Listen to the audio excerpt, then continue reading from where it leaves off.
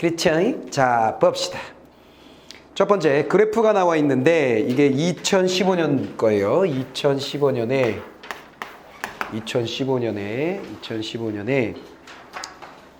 10월 달에 나왔었던 거고 B형이었습니다. 21번부터 24번까지 내용입니다. 자, 그러면 그래프가 여기도 나와 있고 본문에도 그래프가 나와 있고 지문에도 나와 있고 그다음에 문제 두 번째 문제에도 그래프가 나와 있는데 결국은 같은 그래프예요. 그렇죠? 모양새가 비슷하죠? 수요와 공급이 있고, 그지? 수요와 공급이 있고 세금이라는 게 들어갔다라는 게 살짝 다르네요. 그렇죠? 세금이라는 게 들어간 것 말고는 큰 차이가 없습니다. 자, 그러면 어떻게 읽고 풀어야 될지 봅시다. 첫 번째 단락. 일반적으로 상품에 대해 부과하는 세금은 시장에 어떤 영향을 미칠까? 라는 문장을 읽자마자 우리는 아하, 지금까지 우리가 공부한 것이 전부라고 친다면, 그치? 세금이라는 말이 처음 등장한 거죠. 세금이 어떤 영향을 끼칠까? 그래서 이 글은 세금에 대한 글이구나 라는 걸 알면 첫 문장은 끝난 거예요. 할 도리를 다 했습니다. 그 다음에 이를 이해하기 위해서 수요자와 공급자의 이득이 감소하는 양과 정부의 조세 수입이 증가하는 양을 비교해보자 그랬어요. 오호, 세금이 부과되면 어떤 일이 벌어지는지 큰 이야기를 다 한 거지. 수요자와 공급자, 물건을 사는 수요자와 그 다음 물건을 만들어서 파는 공급자에게 있어서는 그들의 잉여, 그들의 이득이라는 말을 우리가 지난번에 정리했던 것에 의하면 잉여라고 얘기할 수 있겠죠. 그 이득이 어떻게 된대요? 줄어든답니다. 수요자와 공급자의 이득은 줄어들고 당연히 세금을 내니까 그렇겠지. 그렇지? 그 다음에 정부의 조세 수입이 증가하는 양을 비교해 볼 수 있다 그랬어요. 자, 정부는 세금을 물림으로써 조세 수입이 당연히 늘어나게 되는 거죠. 조세 수입을 줄여서 뭐라고 많이 얘기하냐면 세수라는 말을 많이 써요. 세수. 알겠지? 세수가 늘어서 뭐 이런 얘기를 합니다. 오케이. 그러면 결국은 경제의 주체는 세수로 나눌 수 있다 그랬잖아. 셋. 첫 번째 뭐? 첫 번째라는 게 따로 정해져 있진 않아. 소비자를 우린 가게라고 하지. 가게가 뭐야? 물건 파는 가게가 아니지. 집집마다. 그렇지. 가정. 두 번째 뭐예요? 기업. 그래서 세 번째 뭐야? 정부. 그렇지. 이렇게 세 가지로 나눕니다. 그럼 우리가 수요와 공급자의 곡선을 가지고 시장을 보았었던 것은 결국 그 세 가지 주체 중에 둘만을 가지고 봤었던 것이고 오늘은 이 세 가지 주체가 다 등장하는 그래프를 보게 되는 거야. 그럼 실질적 그래프를 본다라고 얘기할 수 있겠죠. 근데 누차 얘기하지만 지금 우리가 보는 그래프는 이상적인 보기에 좋게 만든 그래프지 실제 이런 그래프를 그려가지고 뭔가를 예측하거나 그런 거 아니야. 이런 거 몰라. 뭔 말 알겠소? 그리고 완전 경쟁 시장이고 모두들 합리적인 소비와 합리적인 생산 판매를 한다라고 생각하는 거야. 근데 우리가 쉽게 생각하면 여러분들이 합리적인 소비자가 아니에요. 보통 합리적인 소비자 없어요. 그렇지 않아요? 그치? 꼭 필요한 거 아님에도 사고. 그치? 또 합리적으로 소비하려고 애썼지만 판매자한테 덤태기 써가지고 잘못 사기도 하고 그래요. 무슨 말 알겠어? 다 그런 것이 다 된다고 가정하여서 이 그림은 그려지고 있다라는 거 생각하시고요. 자, 그 다음에 이제 그래프를 가지고 한번 정리를 해봅시다. 그래프를 한번 그려볼게요. 자, 그래프는 간단합니다. 역시 X축은 뭐? 수량. Y축은 뭐? 가격. 해놓고 자, 선이 띠 우상향 곡선은 뭐? 공급곡선. 공급곡선을 달리 얘기하면 뭐가 될 수 있다고요? C야 B야? C. 그치? 코스트. 비용. 그치? 비용 곡선이라고 얘기할 수 있겠고 또 하나의 곡선을 띵 그리자면 얘는 뭐예요? 수요 곡선. 수요 곡선을 또 달리 얘기하면 뭐가 되는 거지? B. 그치? 또 달리 얘기하면 뭐야? 지불 용이의 곡선. 얘네들 함께 다니는 거라 그랬어. 그치? 그래서 얘를 수요곡선이라고 하면서도 본문의 지불 용이액이라든가 혹은 이득이라든가 여기도 공급곡선이라고 하면서도 비용이란 말을 같이 할 수 있단 말이야. 그러니까 우리가 공부한 걸 그대로 머릿속에 넣어놓으면 어떤 지문에서 어떻게 말하든지 우리는 자연스럽게 이해하고 받아들일 수 있다. 그런 얘기죠. 그러면 이렇게 됐을 때 뭔 일이 벌어지느냐? 수요 곡선과 공급 곡선이 만나는 점에서 뭐가 결정됩니까? P. 시장 가격이 결정된다 그랬죠. 여기 시장 가격을 P1이라고 해놨네요. 그 다음에 이 가격에 의한 무엇? 수량이 생산량과 소비량이 결정이 되죠. 그걸 뭐라고 했어요? Q1이라고 해놨지요. 됐지. 자, 이게 우리가 지난번에 한 거예요. 그래서 요 위에 있는 삼각형이 뭐가 되는 거야? 위에 있는 삼각형이. 여기 위에 있는 삼각형이. 이 위에 있는 삼각형이 뭐가 되는 거야? 소비자의 잉여, 수요자의 잉여가 되는 거. 아래 있는 삼각형이 뭐가 되는 거야? 판매자, 생산자의 잉여가 되는 것이죠. 그리고 두 개를 다 합한 게 뭐가 되는 거죠? 총 잉여가 되는 거고. 이 밑에 있는 이 사각형, 마른 목골은 뭐가 되는 것이죠? 비용, 총 비용이 되는 거죠. 거기까지 그냥 술술 나와야 돼. 그치? 이거 기본이야, 기본.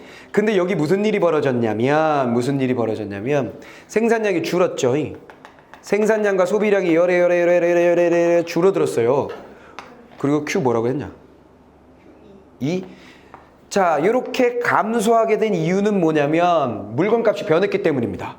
오케이. 자, 어떻게 변했냐? 먼저 떼떼떼떼떼떼떼떼떼떼 해가지고 이거 뭐야? P 뭐라고 해놨냐? B PB 그 다음에 떼떼떼떼떼떼떼떼떼 이거 뭐야? PS. 자, 그럼 무슨 일이 벌어진 거냐면 요만큼이 바로 뭐예요? 요만큼이 세금이에요. 근데 세금이 두 개의 부분으로 이렇게 나눠져 있죠? 두 개의 부분으로 나눠져 있다고 보시면 돼요. 위에 있는 세금은 누구한테 부과한 세금이야? 누구 걸 지금 앗아갔니? 소비자 걸 앗아가고 있잖아, 요 녀석이. 그러니까 소비자가 내는 세금이라고 생각하시면 되고요. 자, 요 녀석은 누구 거예요? 생산자에게 세금을 물린 거라고 생각하시면 돼요. 이해됐지? 그러니까 코카콜라를 만들었어요. 한 병에 2,000원이에요. 근데 2,000원짜리를 시장 가격이 2,000원으로 형성됐음에도 불구하고 그걸 사 먹는 사람한테 얼마씩 받아 먹는 거야? 200원씩 받아 먹어. 그럼 그게 바로 뭐야? 소비자에게 부과된 세금. 이렇게 되는 거야. 뭐 만약에 그리고 소비자한테만 세금을 받느냐면 아니지. 그걸 판매한 생산자한테도 소득세를 물린다고 생각할 수 있겠지?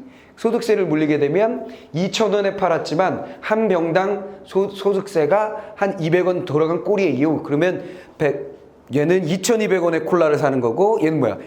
1,800원에 콜라를 팔게 되는 거예요. 그래서 시장 가격보다 낮은 가격에 팔게 되는 것이며 시장 가격보다 높은 가격에 구매하게 되는 겁니다. 내 말 다 이해되지? 그러면 당연히 가격이 변했으니까 원래 이 가격에서는 따다다다다단 딱 만나는 이 점에서 구매를 했잖아. 그치? 근데 따다다단이 아니라 이거잖아. 떼떼떼떼떼떼떼떼 땅 여기서 만나게 되는 거지. 그래서 구매량이 열에 줄어들게 되며 생산량도 자연스럽게 줄어들게 된다는 이야기입니다. 이해됐죠? 자, 그럼 그래프 다 그렸고요. 자, 갑니다. 이제 여기 ABCD, ABC, 그 다음에 D, E, F, 띵동 이렇게 됐어요. 돼버렸지? 자, 이제 갑니다. 그래프에서 세금이. 자, 그림이 나오거나 그래프가 나오거나 도표가 나오게 되면 그 지문 안에 그게 끼어들어 있으면 지문은 당연히 뭐예요? 그 그림이나 그래프나 도표를 설명하게 될 거 아니야. 그럼 우리가 앞부분에서는 요 단락의 핵심 뭐지? 세금이 어떻게 수요 공급자를 수익을 낮추고 이득을 낮추고 정부의 조세 수입을 올리는가를 보겠다. 이거 핵심으로 잡았단 말이야. 그렇지? 그치? 근데 요 단락은 이 그림을 이해하는 게 그냥 끝이야. 그림이 다 이해됐으면 밑줄을 안 그어도 돼요. 이 그림을 통해서 얻을 수 없는 정보 부분만 밑줄을 긋습니다. 아시겠지요? 자, 갑니다. 그래프에서 세금이 부과되지 않는 경우 균형가격과 균형거래량은 수요 곡선과 공급 곡선이 만나는 점에서 결정된다. 우리 상식 땡 버리고 이 점에서 균형가격은 P1이고 뜨든 확인. 여기군. 끝. 균형거래량은 Q1. 오케이. 밑줄 긋거나 할 필요 없죠. 띵 날아가 버리고 균형가격 P1과 균형거래량 Q1에서 공급자와 수요자가 시장에서 참여해 얻게 되는 이득이 극대화된다는 거 우리 상식이라 그랬지. 이득이 극대화되며 또한 생산한 만큼 판매하니까 뭐라고? 이게 자원의 효율적 배분이 이루어진다 그랬어요. 자원의 효율적 배분이란 소비자가 얻을 수 있는 행복을 끝까지 다해서 완벽하게 제일 큰 삼각형. 그렇지? 생산자도 가장 완벽한 삼각형. 최고의 사이즈를 얻어야 된다 그랬죠? 그리고 생산량과 소비량이 일치. 이렇게 되면 자원의 효율적 배분이 이루어진 거라고 얘기했습니다. 다 기억나죠? 그러니까 여기까지 읽는 동안에 아무 문제가 없는 거야. 자, 극대화 됩니다. 그래프의 수요 곡선은 수요자의 지불 용이익을 나타내기 때문에 소비자 잉여는 수요 곡선 아래의 균형 가격 P1 가격 수준 위에 있는 A 플러스 B 플러스 C다. 됐지? 됐지? 자, 항상 뭐라 그랬어? 소비자의 잉여는 형성된 가격선과 무엇의 사이? 자기 곡선이야. 자기 곡선. 오케이? 자기 곡선이 뭐야? 수요자는 수요자 곡선, 자기 곡선을 가지고 있잖아. 됐지? 그 사이에 이 사각형 전체가 수요자의 잉여가 되는 것이지. 그렇지? 이해됐지? 언제나 그런 거야. 가격선이 만약에 여기로 이렇게 만들어지면 어떡하나요? 그럼 뭐예요? 가격선이 여기 책정됐어. 그럼 가격선과 수요곡선 사이 또 여기 이렇게 되는 거지. 만약에 가격이 이렇게 형성되면 어떻게 되나요? 어떻게 되긴 뭐 어떻게 돼? 가격선과 이 선 사이. 됐지? 무조건 이 선과 가격선 사이가 이 녀석의 뭐가 된다? 잉여가 된다는 거죠. 여기까지 이해됐죠? 이해됐지? 자, 그렇게 됐습니다. 자, 그 다음에 마찬가지로 공급 곡선은 생산자의 비용이 나타나기 때문에 생산자의 잉여는 균형가격 P1의 가격 수준 아래 공급 곡선 위에 있는 DEF이다. 역시 마찬가지 뭐가 되는 거예요? 가격선과 무엇 사이? 자기선. 생산자의 욕망의 선인 공급 곡선의 사이 이 삼각형이 즉 D 플러스 E 플러스 F. 됐지? 이 녀석이 누구 거다? 바로 생산자의 잉여가 된다. 자, 그렇지? 저 것까지도 우리는 다 알고 있는 얘기. 자, 그 다음. 자, 공급 곡선 위에 있는 DF다. 이때 총 잉여는 생산자 잉여와 생산자 잉여, 소비자 잉여와 생산자 잉여의 합인 A, B, C, D, E, F 다. 됐지? 두 개의 삼각형을 합한 전체가 뭐가 된다? 총 잉여다. 끝났어요. 여기까지 뭐에 대한 설명이라고? 바로 우리가 지난번에 공부했었던 그 녀석이야. 별거 없었어. 자, 끝나버리시오. 자, 그 다음. 이제 새로운 정보. 그러니까 첫 번째하고 두 번째 단락엔 별로 새롭다 할 만한 정보가 없었습니다. 이제 세 번째 단락에 새로운 정보를 찾는데 이것도 마찬가지. 그래프를 통해서 이해가 다 되면 정리가 다 되면 우리는 개뿔도 필요 없다. 그래프만 이해하면 된다. 자, 보겠습니다. 세금이 PS에서 PB만큼 부과된다 그랬어요. 세금이 얼만큼? 자, 요만큼. PS에서 PB만큼, 이만큼이 세금이 부여된 거야. 즉, 아까 내가 콜라가 2,000원이라 그랬잖아. 그치? 그것의 10%, 200원을 소비자에게, 또 10%, 200원을 생산자에게. 됐어요? 그러면 여기가 2,000원, 2,200원, 1,800원이 되는 거지. 내 말 다 됐지? 그래서 세금을 얼마 매긴 거야? 생산자, 소비자에게 각각 200원씩 매겨서 200원씩 매겨서 400원의 세금을 콜라에다 매긴 거예요. 무슨 말인지 알아먹었지요? 알아먹었지요? 자, 그런 얘기고. 자, 됐고요. 구입자가 내는 가격은 P1에서 PB로 상승하여 소비자 잉여는 A가 된다 그랬어요. 자, 원래 P였을 때는 여기까지 구매한다 그랬는데 가격이 상승되면 또로도로도도 땅 여기서 만나게 되는 거지. 그래서 얼만큼 구매한다? 이렇게. 수요의 법칙이란 게 뭐라 그랬어? 가격이 오르면 조금 사고 가격이 내리면 많이 산다. 이렇게 돼 있었잖아. 되어버렸어. 됐죠? 마찬가지. 가격이 뚱 떨어졌어요. 공급자에게 마찬가지지. 가격이 오르면 요때다 하고 더 많이 만들어서 팔고 가격이 떨어지면 에이 안 만들어 이렇게 된다는 얘기지. 가격이 떨어지니까 띵 이렇게 생산량과 소비량이 줄어들게 됩니다. 돼버렸죠? 돼버렸죠? 그러다 보니까 이제 뭐야? 가격선이 여긴 거야. 소비자에게 가격선이 여긴 거야. 그러니까 가격선과 무엇 사이? 자기 곡선 사이. 이만큼이 누구게 된 거야? 소비자의 잉여가 만들어졌습니다. 이해됐지요? 이해됐지요? 이해했으니까 이제 버려. 자, Q1에서 Q2로 감소한다. 또 PSF, PB의 Q2를 곱한 다 있나? 판매자가 받는 가격은 P1에서 PS로 낮아져서 F가 생산자 잉여가 되고 거래량은 Q1에서 Q2로 감소한다. 마찬가지. 가격이 이렇게 떨어지니까 나 조금만 만들 거예요. 이렇게 돼가지고 땡 이렇게 만든다는 얘기지. 그러면 역시 마찬가지. 가격선 아래에 공급 비용선 위 이 삼각형이 누구 거? 바로 생산자 거가 됩니다. 어마어마한 차이가 나타났죠. 그쵸? 요 삼각형에서 빠박 날아가고 이만큼, 요 삼각형에서 빠박 날아가고 요만큼만이 각각 생산자와 소비자의 잉여가 되버리시오. 그럼 나머지는 다 어디 간 거예요? 그 얘기에 대한 얘기입니다. 자, 그 다음 PSPB의 Q2를 곱한 값인 B 플러스 D는 정부의 조세 수입이 된다. 자, 됐죠? 자, 요게 뭐가 된다? 요 가격을 받으면서 얼만큼을 판 거야? 요만큼은 팔았잖아. 그치? 요 가격으로 요만큼 팔았지. 됐지? 그럼 가격 곱하기 수량 해가지고 요 사각형이 뭐가 된다? 요 사각형이 바로 세수, 정부의 수입이 되시겠다. 이런 얘기죠. 돼버렸죠? 끝났지? 이해되지? 어렵지 않지? 요거, 야, 솔직히 너희들이 뭐 했어? 정말 어려운 2부 가격제 했잖아. 2부 가격제를 한 입장에서 뭐, 요 정도 뭐, 끔이지. 자, 이해됐지? 그래서 결국은 뭔 일이 벌어지느냐? 들고 가. 자, 뭔 일이 벌어지느냐? 그거 가지고 있어. 자, 뭔 일이 벌어졌냐 한번 봅시다. 자, 이때 B는 구입자가 부담하는 조세. B는 요거. 그렇지? 구입자, 소비자의 것이었는데 정부가 가져갔으니까, 그렇지? 구입자가 부담하는 조세 맞고. 그 다음에 D는 요거. 원래는 판매자의 잉여였지. 근데 누가 가졌어? 정부가 가져갔으니까 소비자, 그 다음에 구입자가 부담하는 조세, 그 다음에 D는 판매자가 부담하는 조세이다. 세금 부과 후에 총 잉여는 소비자 잉여, 생산자 잉여, 조세 수입의 합인 A 플러스 B 플러스 D 플러스 F다. 그럼 총 잉여가 어떻게 됐다? 자, 요만큼이 됐다는 거지. 그치? 요거 누구? 생산자 잉여. 요거 누구? 정부의 수입. 요거 누구? 소비자 잉여. 그래서 요거 뭐? 총잉여. 아이고야, 총잉여가 찌그러들었네. 됐지요? 이해됐지요? 색깔이가 하나 더 있으면 좋겠다. 자, 그 다음 세금 부과로 인해 총잉여가 CD만큼 감소하였음을 알 수 있다. 여기서 CE는 바로 총잉여의 감소분의 경제적 순손실이다. 아하, 요거 알았지? 요만큼이 사라져버렸잖아. 이요. 그쵸?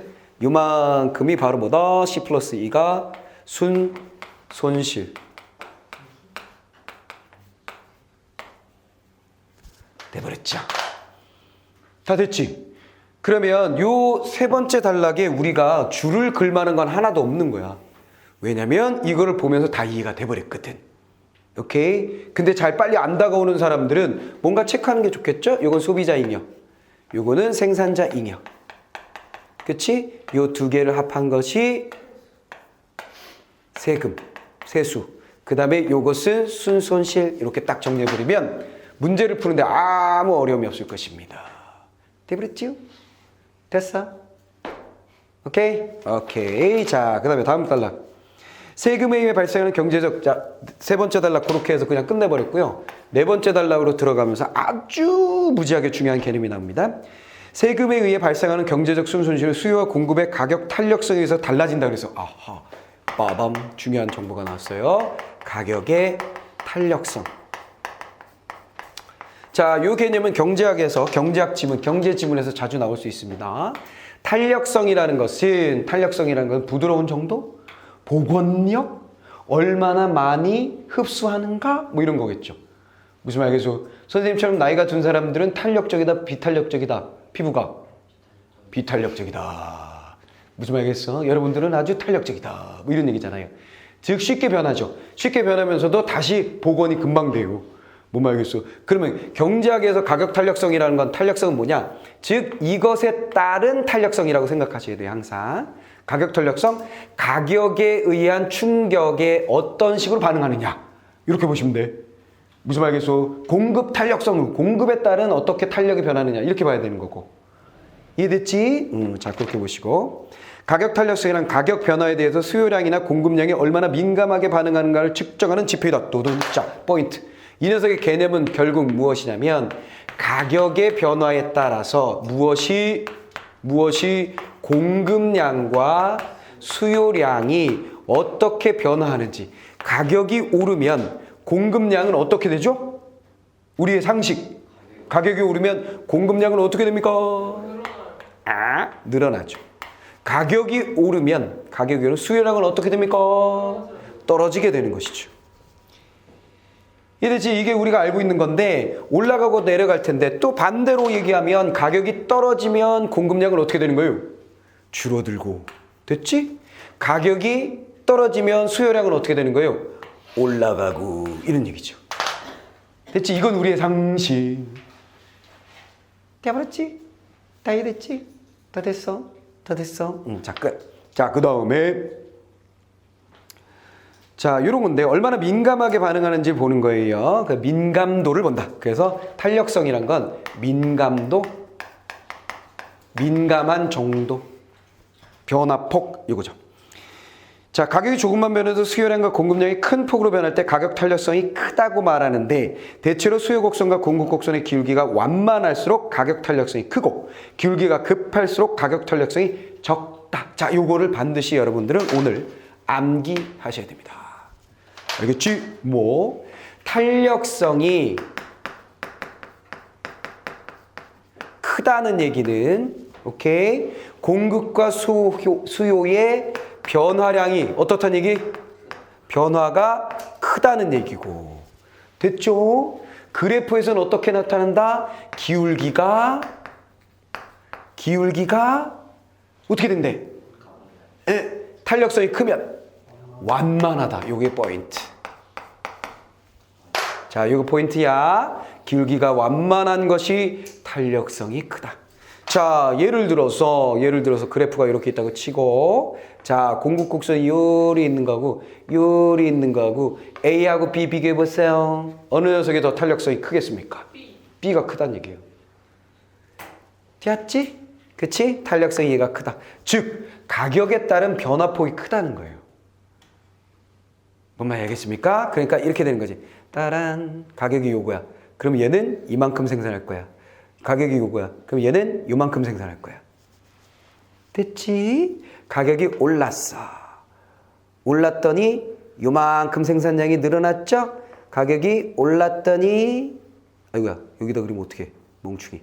가격이 올랐더니 요만큼 생산량이 늘어났죠. 그 육안으로 보이죠 눈으로. 요만큼 변할 때 이만큼 변했네. 누가 더 많이 변했어? B가 더 많이 변했죠. 무슨 말이겠어요? 기울기가 완만할수록 올라가기 힘들지 않은 언덕, 더 쉽게 올라갈 수 있는 언덕일수록 폭이 더 크다. 되어버렸죠? 다 이해됐죠? 자, 이렇게 정리하시면 되겠고요. 이번에는 근데 수요에서도 똑같다 그랬잖아요. 수요에서도 똑같다 그랬어요. 수요에서 똑같은 거 한번 볼까요? 수요에서 아이고 손이 왜 있다 위에요. 자, 열의 언덕이 있고 열의 언덕이 있다 이렇게 보세요.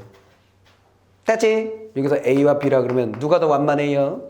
A가 더 완만하죠. 그러니까 탄력성이 얘가 더 크다. 가격의 변화에 대한 변화폭이 훨씬 크다라는 얘기예요. 가격이 열에 돼 있을 때 열에, 가격이 열에 돼 있을 때 열에. 그럼 가격을 떨어뜨려 볼까? 열에 떨어뜨리면 빠밤 빠밤. 육안으로 봐도 별 차이 안 나네요. 이런 젠장. 아주 미세하게 차이가 나고 있어요. 요만큼과 요만큼. 그지? 얘가 더 크지? 즉 A가 더 크다. 이런 얘기입니다. 이래서 기울기를 많이 차이 나게 하면 할수록 더 이 폭의 차이는 더 커요. 알겠습니까? 이해되세요? 자, 탄력성의 개념 중요하다. 그러면 뭐야? 그림을 그려서 다 이해했는데 깨뿔 필요 없어. 깨뿔 필요 없어. 우리는 중요한 게 뭐야? 탄력정이라는 것은 이거를 그냥 공식처럼. 그치? 우리가 아인슈타인 하면 무슨 공식이 나와요? E는 mc제곱을 우리가 암기하고 있듯이 뉴턴 하면 뭐가 나와요? F는 ma를 우리가 암기하고 있듯이. 무슨 말이겠어? 수학에서 수없이 많은 공식을 우리가 암기하고 있듯이. 이 녀석 암기. 됐지? 수요 법칙과 공급 법칙을 외우듯이 얘도 우리는 외웁니다. 자, 이거 외워두면 뭐가 좋은 거야? 지문을 읽을 때 탄력성이 딱 나오면 빠밥 바로 우리는 적용해버린다는 거지. 이걸 정리하거나 이해하려고 애쓸 필요가 없이 바로 적용할 수 있게 해두는 거예요.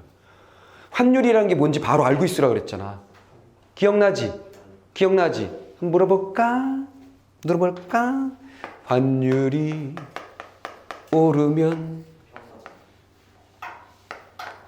물어보려고 그러는데 왜 대답하고 평가 줘라. 됐지? 항상 뭐라 그랬어? 빰비레 올라가면 내려간다. 이렇게 된다고 그랬잖아. 이해되지? 이런 거 그냥 암기. 우린 그냥 암기. 돼버렸지? 자, 끝. 자, 수요 곡선과 세금의 크기는 동일하고 공급의 가격 탄력성이 클수록 세금에 의한 경제적 순손실이 커진다. 여기서 뭐야? 새로운 정보는 이건 그냥 암기 사항이었고, 그렇죠? 탄력성이 크면 클수록 뭔 일이 벌어진다는 거야? 총 수요의 총 손실이 커진다 그랬어요. 끝. 요게 끝이야. 됐지? 됐습니다. 반대로 공급의 가격 탄력성이 작을수록, 즉 완만해질수록 세금에 의한 경제적 순손실이 작아진다 그랬어요. 됐지? 탄력성이 크면 클수록 손실은 이렇게 되고, 탄력성이 작으면 작을수록, 경사가 급하면 급할수록 총손실 무조건 줄긴 줄어. 세금을 물리면 무조건 주는데 변화의 폭이, 됐지? 얘는 많이 빠진다는 거야. 탄력적일수록. 됐죠? 그래 놓고 반대도 똑같다 그랬어요. 반대도. 이해됐지? 그러니까 수요 곡선과 세금이 똑같은 상황에서 공급 곡선의 기울기가 탄력적이라면, 오케이? 총 손실은 커진다. 오케이? 반대도 마찬가지다 그랬어요. 데칼코 말이지 뭐. 한쪽만 알면 나머지 쪽 알 수 있다. 그럼 우린 머릿속에 뭐가 정리된다? 어느 쪽이든 한쪽이 탄력적이라면 총 손실은 커질 것이다. 요게 이 지문에서는 중요한 포인트가 되는 것이죠. 알겠어? 요거까지 외울 필요는 없어. 근데 여기 지금 빨간 테두리 안에 있는 이 녀석은 반드시 암기하세요. 자, 그다음 세금 부과에 따라서 발생하는 경제적 순손실은 경제적 논쟁뿐만 아니라 정치적 논쟁의 대상이 되기도 한다 그랬어요. 결국 뭐야? 손실이라는 애가 바로 논쟁거리다. 세금 부과가 커다란 경제 손실을 초래한다고 믿는 사람들은 시장 개입을 최소화하는 작은 정부가 바람직하다고 생각할 것으로 당연한 거 아니야. 세금을 줄이는 정책을 지지하고 반면 정부의 조세 수입을 늘리는 것이 더 의미 있다고 믿는 사람들은 정부가 세금을 걷어서라도 복지를 증진하고 사회적 문제를 해결하는 것이 바람직하다고 생각할 것이다 그랬어요. 됐지? 응? 됐어. 그러면 이게 바로 그거네. 마지막 단락에 얘기한 건 뭐냐면 우리가 주류경제학이라는 얘기 했었죠, 선생님이? 기억나냐? 주류경제학자 쪽.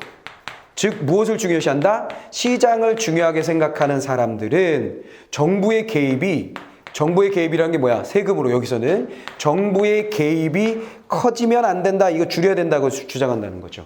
왜? 그 근거로 뭘 삼는가? 충손실이 커져요. 이렇게 얘기한다는 거지. 근데 또 데칼코마니 반대 비주류 경제학자, 이거는 학자로 치면 누구라 그랬어? 할아버지가 누구라 그랬어? 애덤 스미스라 그랬죠. 반대 비주류 누구라 그랬어? 케인즈 쪽이라 그랬지. 케인즈 쪽. 그쪽에서는 정부의 개입을 늘려라. 그러면 늘려라 하는 사람들이 손실이 커진다라는 걸 모르는 거야? 그건 아니지. 근데 이 손실이라는 것이 생기더라도 결국 뭘 할 수 있다는 거야? 정부가 야를 가지고 뭘 하겠다는 거지? 야를 가지고 복지, 사회적인 사업을 할 수 있기 때문에 그게 좋다고 얘기한다는 거죠. 이해됐어? 근데 어쨌거나 이것도 가지고 있으면서 손실을 줄이는 방향으로 가려고 하겠지 뭐. 이해되십니까?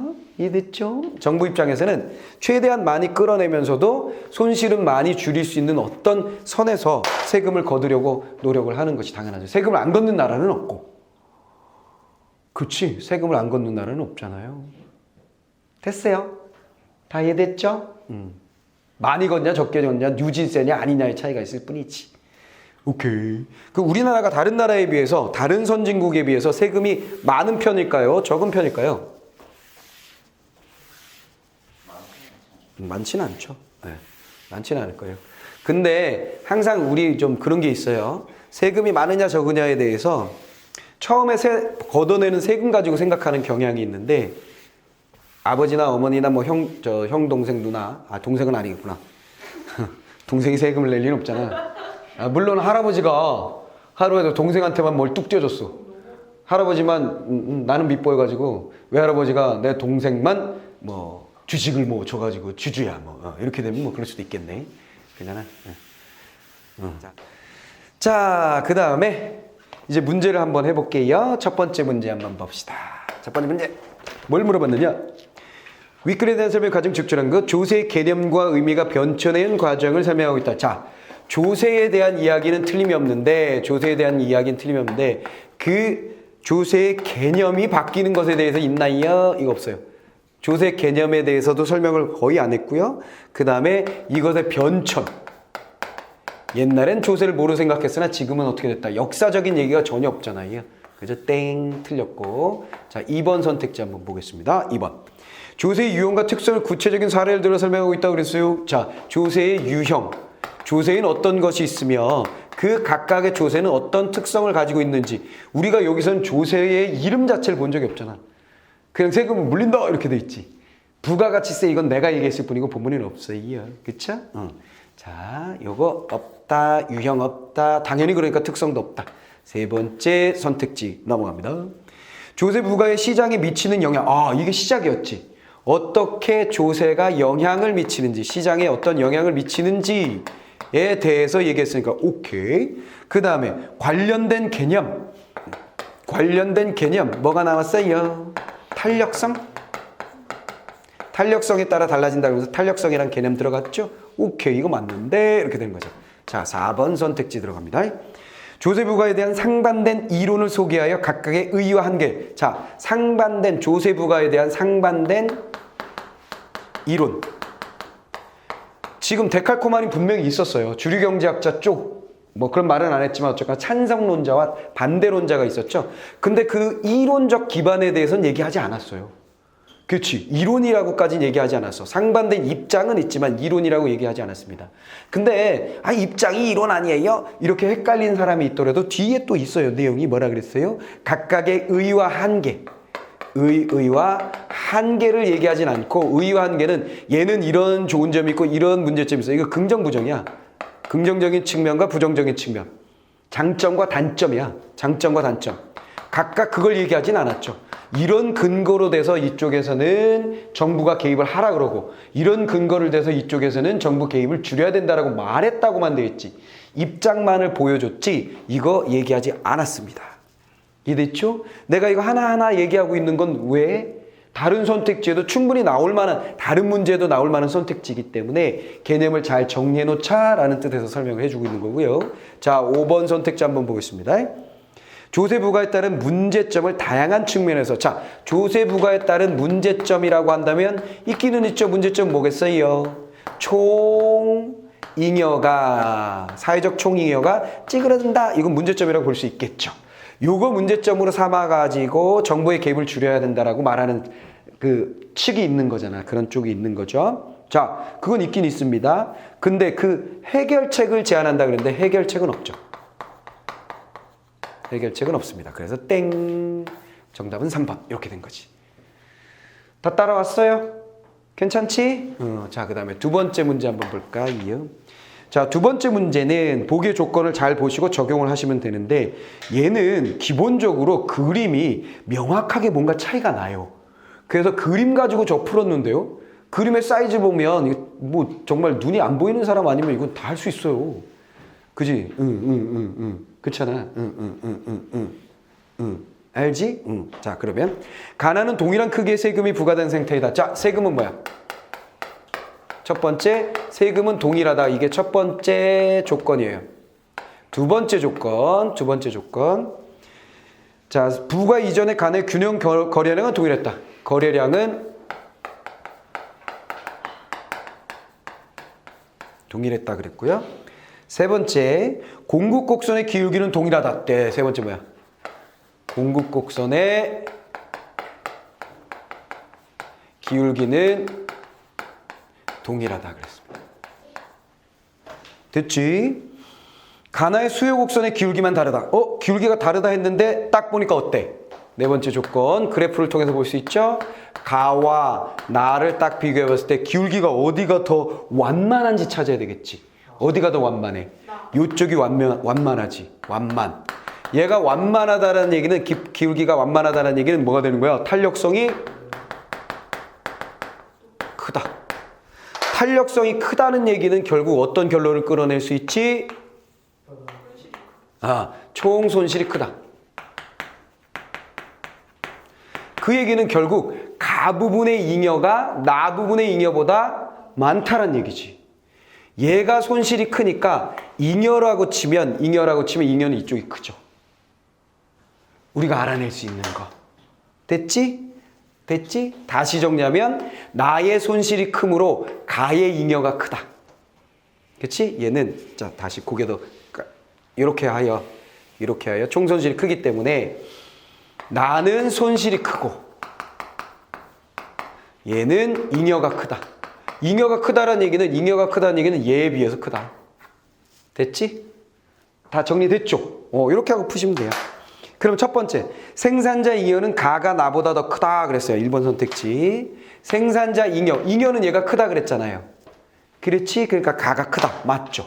됐죠? 가의 잉여가 나의 잉여보다 크다. 오케이, 지우고. 됐습니까? 이해됐죠? 그렇게 하시면 됩니다. 자, 그러면 여기서 살짝 궁금해질 수도 있어요. 선생님, 왜? 총 손실이 커진다 그랬잖아요. 그래. 총 손실이 커진다는 건 총 잉여가 얘에 비해 작다는 얘기잖아요. 물론 있지. 근데 여기서는 뭘 얘기했냐면 생산자 잉여라고 했잖아요. 그치? 그리고 지금 곡선의 기울기가 다른 건 생산자 맞냐? 생산자 잉여라고 했잖아요. 곡선의 기울기는 공급자 곡선, 생산자의 곡선 사이즈는 똑같아요. 오케이. 수요 곡선이 지금 얘가 더 완만한 거예요.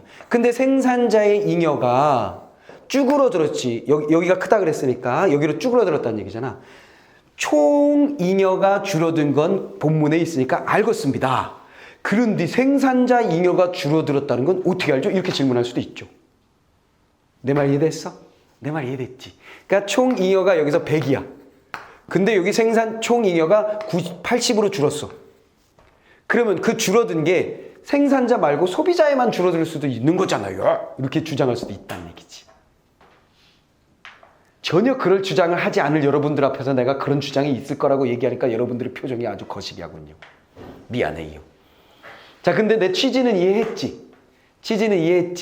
만약 그런 궁금증이 생기는 사람들은 뭘 봐야 되지? 그래프. 땡! 그래프를 보니까 어때? 엄마! 맨 밑에 있는 삼각형이 누구 거야? 생산자 잉여라는 건 아까 그래프를 통해서 봤잖아. 그럼 가 그래프의 삼각형과 나 그래프의 즉 여기 두 개의 그래프에서 여기 세금을 내고 난 여기의 삼각형을 비교해 봤더니만 압도적으로 가가 크죠. 이해되죠? 이거는 초딩이한테 가르쳐줘도 할 수 있어. 물론 초딩이 여기까지 요게 생산자 잉여라는 것까지를 이해시키는데 좀 힘들 수도 있겠으나 얘들한테 그냥 직관적으로 야 요선 아래 여기 맨 밑에 있는 삼각형이 생산자 거야. 어느 게 더 크니? 그러면 가가 크네 형 이렇게 얘기할 거라고. 됐지? 그렇게 보시면 됩니다. 자, 그렇게 보시면 되고요. 그래서 출제자는 그래서 그림을 압도적으로 차이가 나게 그려준 거라고 보시면 되겠어요. 됐죠? 근데 한편으로 보면 이렇게 생각할 수도 있어. 세금을 부과하면 말이다. 소비자든 생산자든 어쨌거나 수량은 줄어들지. 자, 내가 이거 설명해 주는 거야. 몰라도 상관없는데 한번 머리 대구리 좀 한번 굴려보자 이런 얘기야. 대구리 좀 한번 굴려보자. 준비됐냐? 머리 쓸 준비됐습니까? 머리 한번 써봅시다. 자, 머리 한번 써보자. 생글생글 한번 돌려보자. 자, 준비됐지? 응? 따라올 테면 따라와봐. 자, 봐봐. 자, 준비됐지? 준비됐다. 자, 무슨 일이 벌어지냐면 세금을 부과한다면 소비자 입장에선 가격이 올라가지. 소비자 입장에서 가격이 올라가면 당연히 소비가 줄어드나 늘어드나? 소비 수량은 줄어들지. 소비 수량이 줄어든다는 얘기는 생산자 입장에서 보면 물건은 많이 판다는 거야? 조금 판다는 거야? 그렇지. 판매량이 줄어든다. 따단. 됐지. 판매량이 줄어들면 당연히 뭐야? 생산자 잉여가 줄어든다. 또둥. 디아브렸지. 맞는 얘기지. 그러면 선생님 그거를 생각하면서 1번 선택지를 봐야 돼요? 아니, 안 그래도 돼. 왜? 그림만 보면 돼. 그림만 그냥 사이즈 보면 돼. 출제자가 그러라고 준 거야. 뭔 말 알겠지? 그림 사이즈로도 알 수 있다. 자, 그 다음에 내가 앞 시간에 언니 형들한테 이걸 그래프를 그려서 설명하다가 시간을 너무 많이 써가지고 그 중간에 내가 코로나 검사업에 어제 나 받았거든. 양성 음성이 왜 안 나오나 문자가 와야 되는데 핸드폰을 놓고 있는데 9시가 넘어도 안 와가지고 긴장했거든요 내가. 응? 왜냐면 내가 코로나 여봐. 내가 코로나가 양성으로 나와봐. 누구들은 어떻게 돼? 격리야 격리. 그지? 응. 5만 곳에서 격리야. 그래서 내가 긴장해가지고 살짝 말렸었어. 자, 근데 내가 이번 시간은 그래프를 그려서 설명하진 않을게요. 자, 그 다음에 정부의 조세 수입은 나가 가보다 더 크다 그랬어요. 조세 수입은 어떻게 된다 그랬어? 정부의 조세 수입. 보니까 어때? 쭈그러드네. 키리치 줄어들지. 이해됐어? 자, 이것도 마찬가지 똑같이 설명할 수 있어. 수량 자체가 줄어들잖아. 됐지? 이해됐지? 무슨 얘기냐면 그래프가 이렇게 있을 거 아니야. 원래는 이거였지. 근데 조세를 내니까 이렇게 수량이 줄어들잖아. 이 그래프까지 이해했지? 그치? 근데 기울기가 완만해져가지고 이렇게 또 수량이 줄어들어. 또 줄어들었잖아. 그럼 당연히 뭐야? 수입은 더 줄겠지. 세금을 통해서 얻게 되는 수입은. 거래되는 양이 줄어들면 줄어들수록 줄어들게 돼 있는 거니까. 이해됐지? 자, 그래서 어쨌거나 반댈세. 그래서 어이구야 2번이 답이네. 이렇게 되는 거지. 자, 그 다음에 구입자가 부담하는 조세는 가가 나보다 더 크다 그랬어요. 자, 조세라 그랬어요. 조세는 가와 나를 비교해 보세요. 가와 나, 조세. 네모 박스 한번 비교해 보세요. 조세는 어딘지 얘기했었지. 구입자가 내는 조세는 이렇게 돼 있는 거에서 이렇게 수량이 줄어들게 되고 이렇게 진장. 이렇게 세금을 가져간다 그랬어. 그럼 구입자가 내는 세금은 요거라 그랬잖아. 요거. 됐지? 응. 그거 사이즈를 보는 거야. 엄마, 나가 훨씬 작아졌네요. 그쵸? 그러니까 가가 나보다 크다. 됐네요. 됐지요? 자, 그렇게 생각하시면 되겠고요. 세금으로 인해 발생하는 경제적 순손실은 나가 가보다 더 크다 그랬어요. 경제적 순손실. 오호, 그렇지. 이거는 그냥 그래프를 안 봐도 되는 거지. 대원칙 본문에 있는 말 중에 제일 중요한 말. 됐지? 어떻게 된다 그랬어? 탄력성이 크면, 즉 완만해지면, 됐지? 손실은 커진다 그랬으니까. 4번이 제일 중요한 얘기였어요. 본문에서 얘기한 것 중에. 나의 수요는 가의 수요보다 가격 변화에 대해서 민감하게 반응한다 그랬어요. 그렇지? 그 탄력성이니까. 4번하고 5번은 본문에 있는 핵심을 그대로 옮겨놓은 거예요. 그리고 1, 2, 3이 헷갈리는데 그림 보고 풀면 돼요. 오케이? 진짜 내가 제일 많이 받는 질문이 그거였어, 사실은. 아이들한테 매년 이 지문을 공부하는 학생들이 내게 제일 많이 했던 질문은 선생님, 그림의 이 크기가 달라서 그냥 하긴 했거든요. 근데 그렇게 해도 돼요? 이렇게 물어보는 거야, 다. 그래서 내가 이렇게 말하지. 그렇게 하라고 그림을 그렇게 압도적으로 차이가 나게 그린 거다. 그리고 아예 시작에서 얘를 산산이 뜯어놨잖아. A, B, C, D, E, F 해놓고 이건 먹어, 이건 먹어, 이건 먹어, 이건 먹어, 이건 먹어 다 설명을 했다고. 그렇게 한 이유는 뭐야? 그 그림 보고 하라고 그런 거야. 내 말 다 알아먹었지요? 자, 그거 그렇게 보시면 되겠습니다. 근데 꼭 우기는 애들이 있어요. 와가지고. 저는 이 네모하고 이 네모가 예를 들면 그 조세 수입 있잖아. 그 네모가 이게 이거보다 더 크다고 얘가 조금 길어졌잖아요. 이거 하는 거지. 여기 이렇게 돼 있는데, 응? 얘가 이렇게 돼 있다는 거야. 그러면 이걸 합하면 이게, 야, 이런 거 어떡하지? 센치 재는 수밖에 없어. 미리 재는 수밖에 없어, 이거. 오케이? 그냥 눈으로 대강 하셔도 돼요. 출제자가 그런 거 다 생각해서 낸 겁니다.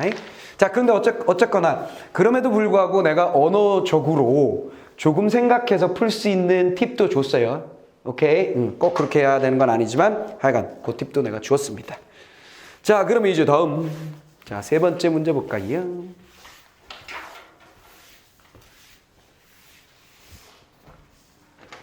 세 번째는 보기가 있어요. 자, 부가가치세는, 자, 요 말은 중요합니다. 부가가치세는 여러분들이 그냥 나온 김에 기억하세요. 요거 살짝 공부할게요. 가치가 부과된 것에 대해 부여하는 세금이에요. 오케이. 그래서 요거 영어로 하면 뭐라 그래? VAT. 이거 본 적 있어요? 영수증에 이거 써 있는 거 있을 거야. VAT 별도 이렇게 써 있는 거 있을 거야. 오케이. 이게 부가세야. 그치? Value Tax. 애든가? 이거야. 오케이. 그치? 가치가 부과된 것에 대한 세금. 대수. 그거 어떻게 매긴다? 아까 얘기했잖아. 여기 음료가 하나 있는데 이게 원래 2,000원이어야 해. 근데 세금을 매기면 10% 해가지고 2,200원에 우리가 구매하게 됩니다.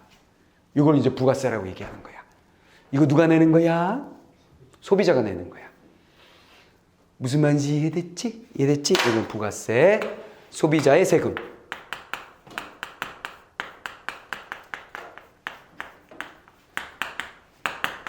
그러니까 어떤 정치인이 부가세가 너무 높으니까 말이죠. 기업하기 너무 힘들어요. 이렇게 얘기하면 직관적으로는 좀 틀린 말인 거예요. 직관적으로는. 왜냐하면 부가세는 소비자가 내는 거니까. 근데 그렇게 딱 말을 던졌는데 누군가 기자가 부가세는 소비자가 내는 거잖아요. 이렇게 얘기하면 빨리 생각해야 돼. 그렇긴 하지만 말이죠. 소비가 줄어들 거 아니에요. 그럼 기업이 힘들죠. 결과적으로는. 아, 그렇군요. 이렇게 될 수는 있죠. 뭔 말인지 알겠어? 자, 그런 얘기입니다. 자, 그 다음에 부가가치세였고요. 자, 소비에 비례하여 세금의 부담 정도가 높아지는 거예요. 저소득층일수록 소득의 소비가 차지하는 비중이 크기 때문에 부가가치세로 인한 저소득층의 조세 부담 크다. 아하. 부가가치세가 올라가면 어떻게 된다고? 저소득층 부담은 당연히 더 크죠. 당연한 얘기야. 동일한 콜라를 200원 더 주고 사는 거라고 볼 수 있잖아. 일단 세금 때문에. 그렇지. 대기업 회장님, 콜라 200원 더 내라고 막 화내겠어? 그치? 2,300원이 돼도 대기업 회장님 몰라요. 콜라 한 잔 먹고 싶군. 그러면서 콜라 한 잔을 자기가 슈퍼에 가서 사 먹니? 아니잖아. 우리는 가서 사 먹잖아. 그래서 우리는 뭐야 100원이나 올랐어 이러고 있지만 회장님 뭐야 콜라 맛이 그대로군. 시원해. 이러고 끝이라고. 뭔 말겠어. 그러니까 저소득층의 부담이 당연히 커지죠. 당연한 얘기고요. 자, 이를 완화하기 위해서 저소득층의 소비에 많은 비중을 차지하여 가격에 따른 수요량의 변화가 크지 않은 식료품. 가격에 따른 수요 변화가 크지 않다는 건 뭐라 그러지? 식료품은 그럼 탄력성이 어떻게 된다는 거야? 탄력성이 작다는 얘기지. 됐지? 가격 변화에 민감하게 반응하지 않는 녀석이에요. 식료품, 의약품 등의 생활 필수품. 아하, 이런 것들을 뭐라 그런다? 생필품. 생필품은 값이 올라도 살려면 어쩔 수 없이 써야 되는 거니까. 됐지? 이건 탄력성이 적다.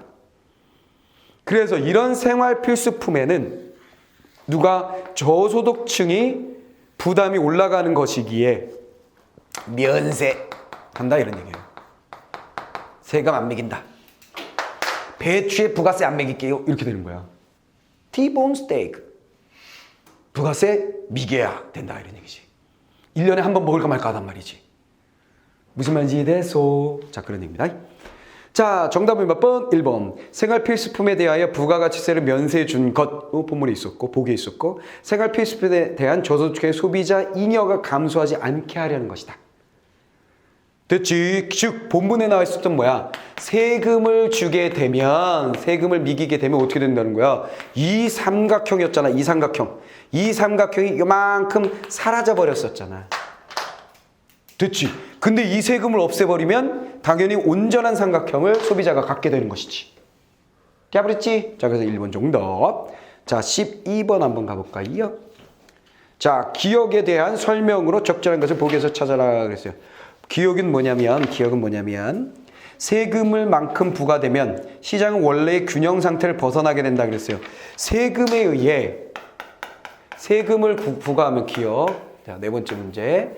세금을 부과하게 되면 균형에서 벗어난다라는 얘기는 앞뒤 문맥에 의하면 당연히 뭘 의미하는 거예요? 균형이 깨진다는 얘기는 바로 소득, 그치? 순손실이 생긴다는 거죠.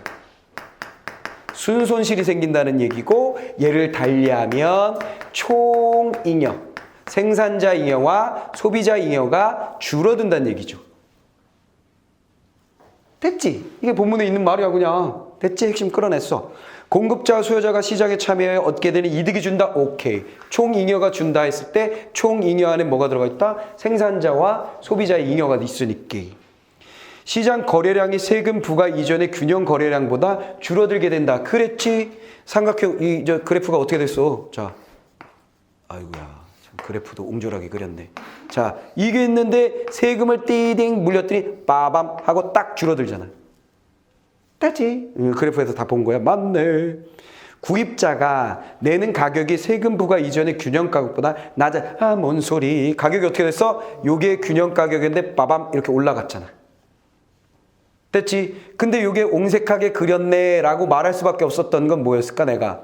기울기를 급하게 내가 그려버렸더니만 그치? 그치? 소비자 양의 변화가 크지 않았던 거죠. 요건 큰데 그치? 비탄력적이었던 거지. 그렇게 하다 보니까 너희들한테 잘 안 보여주는 카메라에 들어가라고 내가 이렇게 그리는 바람에 이렇게 된 거지. 이해되죠? 자, 됐습니다. 자, 그 다음에 정부의 조세 수입이 소비자 잉여와 생산자 잉여의 감소분의 합보다 커진다 그랬어요.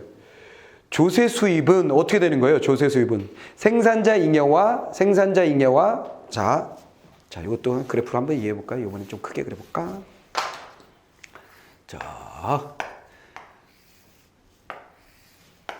원래 양이 요거고, 그쵸? 원래 소비자 잉여, 생산자 잉여.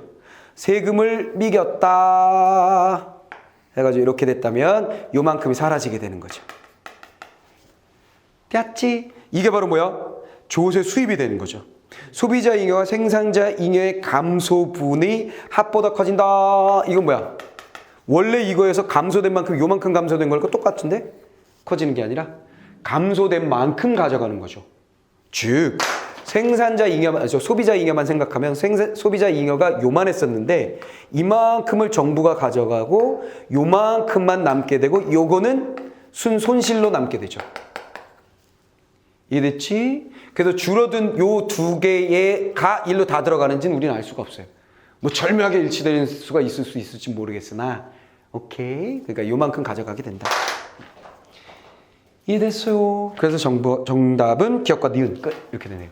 그러면 지금 봐봐. 수요 공급의 법칙과 이 그래프를 이해하기만 하면 거기다가 딱 하나 더 들어가는 게 뭐여서 탄력성. 그 개념만 딱 잡으면 그냥 지문은 풀려요. 다 되겠지? 어렵지 않지? 그러니까 내가 수요 공급의 그 잉여에 대한 것만 딱 이해하면 사사사사삭 뒤를 다 정리할 수 있다는 게 그런 말이야. 그러니까 걔를 이해하면 빠르게 정리하고 이해할 수 있어. 그래서 플러스 알파 오늘은 뭘 가져가지고 탄력성 잊어버리지 말자. 탄력성은 완만한 기울기. 그래서 완만할수록 가격 변화에 대한 가격 탄력성이니까 가격 변화에 대한 뭐야? 수량의 변화폭이 커진다. 이건 내가 그래프 그려서 설명을 해준 거야 다. 알아먹었죠? 됐지? 오케이.